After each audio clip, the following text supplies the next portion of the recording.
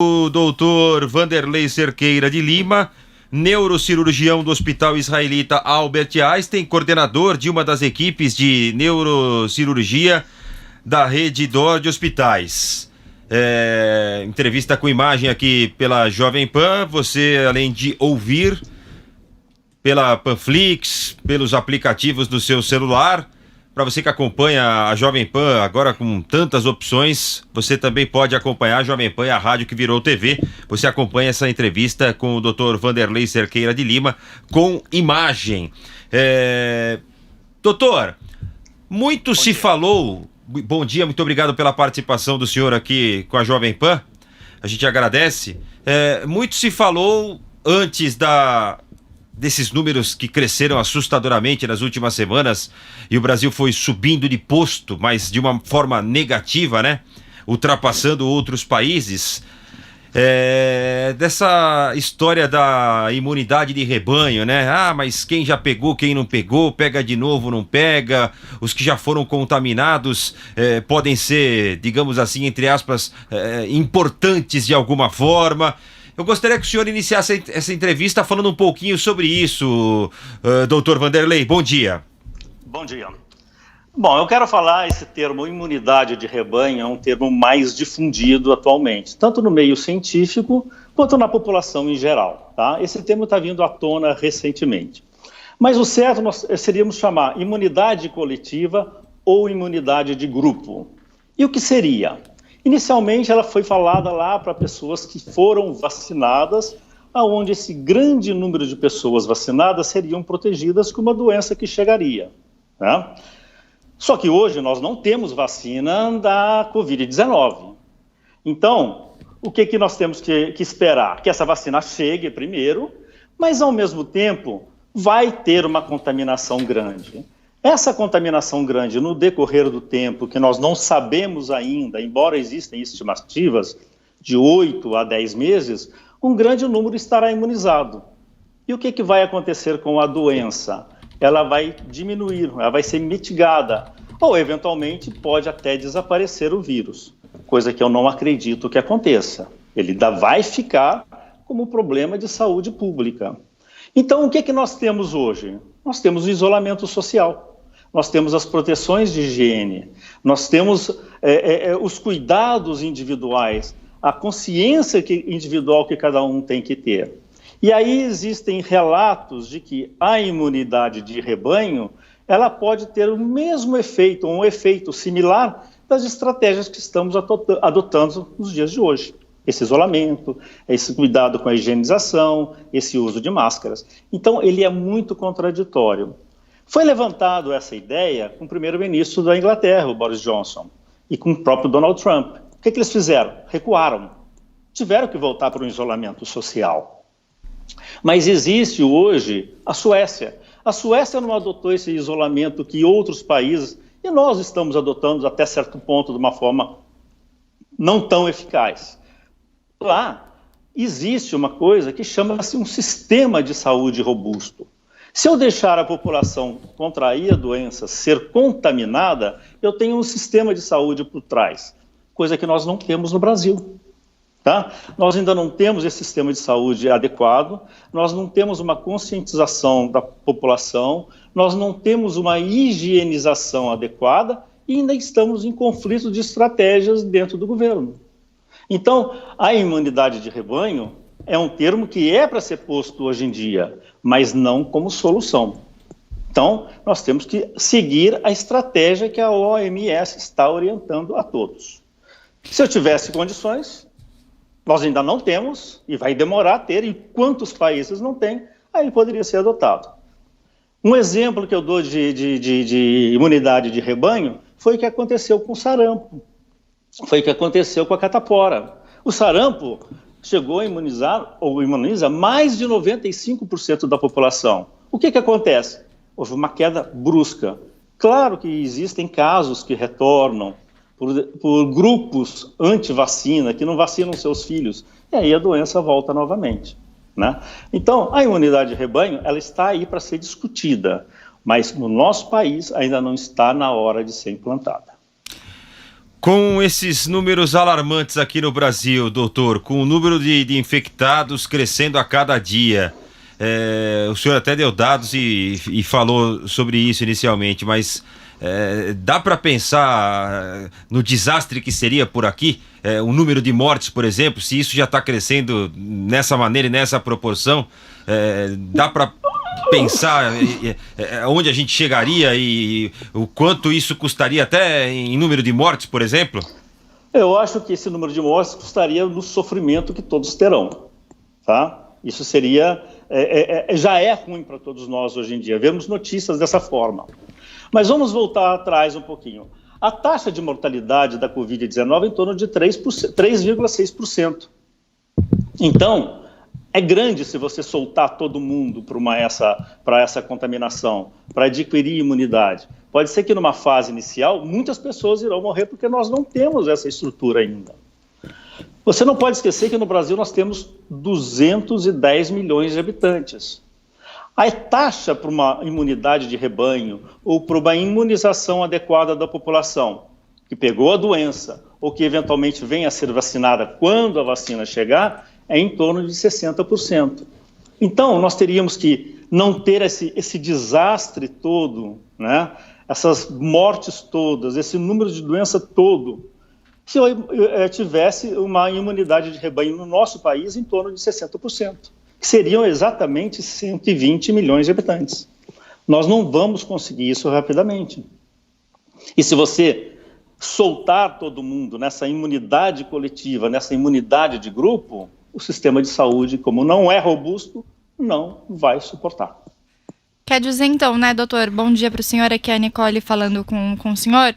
A gente está falando que muitas pessoas defendem até que a quarentena seja suspensa justamente para que já exista essa imunidade de rebanho, mas a verdade é que isso traria muito mais mortes porque sobrecarregaria o sistema de saúde. A grande questão hoje é essa, né? Claro, o exemplo que está tendo, aonde está tendo crítica é na Suécia. Na Suécia está liberado restaurantes, parques, bares, tá? Então lá está liberado, mas o que está acontecendo? O número de morte per capita está sendo muito maior até que no Brasil, per capita, tá? Mas eu tenho por trás um sistema de saúde que é muito, muito, muito melhor que qualquer outro país, muito melhor que o Brasil. Então lá o que eu tenho? Eu tenho pessoas mais idosas, eu tenho pessoas mais conscientes dos problemas, eu tenho pessoas mais orientadas. Então, se eu soltar todo mundo, esse grupo aqui no Brasil, o que vai acontecer? Vão ter mais mortes, mais doenças e mais mortes. E sem contar, né, doutor, que na Suécia são 10 milhões de habitantes e a gente está falando aqui no Brasil de 209 milhões e de que os médicos falam que pelo menos 5% da população vai ter, 5% da população contaminada vai ter alguma síndrome mais grave, né? Com certeza. E tem uma coisa que a gente não pode esquecer, mesmo dentro do termo imunidade de rebanho. Se eu adquirir a Covid hoje, eu estou imunizado para sempre, como está geralmente o sarampo ou outras doenças? Ainda nós não temos essa resposta. E se chegar uma segunda onda, como é que faremos? A imunidade, os anticorpos, eles estão durando para a vida toda? Nós não sabemos ainda. E as mutações que, eventualmente, do vírus possam ocorrer? Então, temos que ter a consciência de que a doença vai ser endêmica. O que é endêmica? Ela vai continuar persistindo. Como persiste a malária, como persiste a dengue, como persiste a zika. Tá? Então, o nosso sistema ainda não está pronto. E o que é mais barato? É investir na mídia para orientar a população. E quando a gente fala também sobre essa questão da imunidade de rebanho, o senhor estava falando aí que se a gente precisam de 70%, não é isso? Para 60%. A média é 60% a 70%. O senhor falou em 120 milhões de pessoas. Seria, se eu fizer o cálculo desse número ideal para imunizar essa grande população, 60% a 70% da população brasileira, seriam 120 milhões de pessoas que deveriam estar imunizadas para a doença cair vertiginosamente ou, eventualmente, o vírus ser mitigado ou até mesmo desaparecer. coisa que eu acho que não vai acontecer. E o senhor mencionou também o sarampo, que é uma doença bastante antiga, ou seja, quanto tempo seria seguro para que essa imunidade de rebanho chegasse? Não seria em um ano, por exemplo? Tem estimativas que poderia, se fizesse essa imunidade de rebanho, mas nós não temos vacina, não posso esquecer isso, não tem vacina. Tá? Então, as estimativas, os cálculos aproximados seriam em torno de 8 a 10 meses. Mas nesse período de 8 a 10 meses, quantas doenças viriam? Quantas mortes viriam? Você não consegue saber isso ainda. Tem estimativas. Ou seja, né, doutor, é torcer por uma vacina, né? É o mais seguro, né? E enquanto isso, respeitar a quarentena. Oi? E enquanto isso, respeitar a quarentena, pelo que o senhor está falando. Não, enquanto isso, respeitar a quarentena. A quarentena, eu estava conversando com uma colega minha há pouco tempo atrás, amiga minha. Quarentena é um termo e uma prática, e mesmo a máscara, da Idade Média. Tá? Quarentena, inicialmente, era falada como 20... Eram lá em Veneza, os barcos chegavam com peste. Os barcos vão ficar isolados por 20 dias. Não deu certo, ainda tem doença. Vão ficar por 30 dias. Não, ainda tem doença. Vão ficar 40 dias. Né? 40 dias ficou esse termo, quarentena. Mas na doença Covid, nós sabemos que ela tem uma duração, em média, de 14 dias, né? Onde o paciente, eventualmente, vai estar imunizado. Então, esse termo de 40, na Covid, que é uma doença nova que nós estamos aprendendo, não precisa ser tão extensa, ela fica em um número menor de dias. Doutor, até aproveitando a sua especialidade, o senhor que é neurocirurgião do Hospital Israelita Albert Einstein, coordenador de uma das equipes de neurocirurgia de uma rede importantíssima de hospitais, alguns pacientes e pessoas que foram acometidas com a Covid e se recuperaram e escaparam, claro que algumas sequelas ficaram, elas podem ser passageiras ou não, o senhor pode falar sobre isso com muito mais embasamento do que nós aqui. Elas têm relatado esquecimento, algumas sequelas motoras. Isso é passageiro, isso tem recuperação, isso pode ser de acordo com a idade, isso pode ser permanente. O que se tem de novo em relação a isso? O que vocês têm acompanhado de perto em relação a essa doença? A cada dia a gente descobre alguma coisa nova, né, doutor? Então, as duas palavras que você usou, novo e nova, isso é novo para todos nós. A doença é nova para todos nós. Então, o que é uma verdade hoje, vou dar um exemplo para você, ela muda amanhã. O que é uma meia-verdade hoje torna-se uma verdade amanhã. Então, nós estamos sabendo que a Covid-19, ela não é só um problema respiratório, ela é um problema sistêmico. Um problema sistêmico até mesmo de coagulações. Tem distúrbios de coagulação. Então, eu posso ter distúrbio de coagulação nos vasos cerebrais, levando a AVC, levando a sangramentos. Né? Então, isso a gente se depara. Agora, não pode esquecer que são pacientes que estavam graves e que tiveram essas complicações. Aqueles pacientes que tiveram a doença também de uma forma grave, precisaram ir para a UTI, precisaram ficar no respirador, quando eu fico sedado para aceitar um respirador e quando eu volto ao contato, eu posso ter as confusões no tempo e no espaço, eu posso ficar uma certa desorientação. Às vezes tem pacientes, eu vi essa semana mesmo no consultório, 2 pacientes que foram entubados, ainda estão com uma dor de cabeça que eles não conseguem explicar, apesar de ter um relato que estão negativos.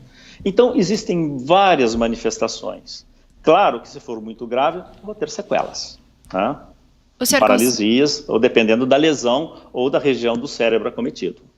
O senhor já falou então sobre o esquecimento, sobre a dor de cabeça. Eu também já ouvi até mesmo aqui do Centro de Contingência da Covid-19 de São Paulo a questão dos rins, que também ficam bastante acometidos durante a doença. Tem mais alguma consequência que o senhor possa listar e até mesmo ajudar, né, quem está passando por esses problemas, até para ficar um pouco mais tranquilo, que é aí uma consequência da Covid-19 e não talvez algo permanente? Tem mais alguma outra sequela que o senhor possa citar? Eu acho que não é só sequela, são manifestações. Então, hoje em dia, chega o paciente, né, com anosmia, devido o vírus entra pelo nariz, o vírus entra pela boca. Então eu posso ter dificuldade do paladar, posso ter dificuldade do olfato, né? Eu posso ter as alterações de coagulação, como eu já falei, até infartos do miocárdio, infartos cerebrais ou isquemias ou sangramentos também cerebrais. Eu posso ter insuficiência renal. Hoje em dia está se olhando bastante aquele paciente que tem distúrbios de coagulação, os dedos das mãos, os dedos dos pés, chamados dedos da Covid, que ela fica vermelhinho, fica bem vermelho, até mesmo com uma certa necrose, uma certa irrigação dificultada. Eu não posso esquecer que essa doença é uma doença sistêmica, onde vários especialistas atuam. Quais são os especialistas que estão vendo mais isso? Os infectologistas, os pneumologistas e o pessoal de terapia intensiva. Mas também não podemos esquecer que um grande número da população tem sintomas pequenos. Uma gripe, pode ter um quadro resfriado, pode ter uma dor de cabeça simples, ele dá ou não dá importância, procurou ou não procurou o hospital, foi diagnosticado de uma forma correta ou não foi de uma forma correta. Agora, teve falta de ar, que é um problema, que é uma complicação, procure o hospital. Essa é o que está chamando mais atenção. Mas todas as outras especialidades estão envolvidas, todas. E já se sabe, só para confirmar, isso eu não entendi muito bem, já se sabe se são só manifestações ou se podem ser permanentes? Permanência se tem lesão definitiva. Tá? Se eu tiver uma isquemia cerebral ou um infarto cerebral, dependendo da região, pode ter uma lesão que seja mais evidente ou até mesmo permanente. Se eu tiver insuficiência renal de uma forma aguda, às vezes o paciente ele vai para uma hemodiálise. Quanto tempo vai ficar para essa hemodiálise? Com o tempo ele perdeu a função renal. Essa função renal vai voltar ao normal? Às vezes não volta o que era. Porque naturalmente nós já perdemos a nossa função renal um pouco a cada ano. Então alguma sequela vai ficar. Mas isso depende de cada caso. Depende da idade, se o paciente tem outras doenças associadas, se ele foi atendido prontamente. Então, essas sequelas, não adianta generalizar. Você tem que avaliar a cada paciente e dar atenção a cada um e a sua família também. Perfeito, nós conversamos aqui então agora com o Dr. Vanderlei Cerqueira de Lima, que é neurocirurgião do Hospital Albert Einstein e também coordenador de uma das equipes de neurocirurgia da rede DOR de hospitais. Doutor, muito obrigada pela sua participação e também pelas explicações aqui no nosso especial Coronavírus. Eu que agradeço, Nicole. Um ótimo final de semana.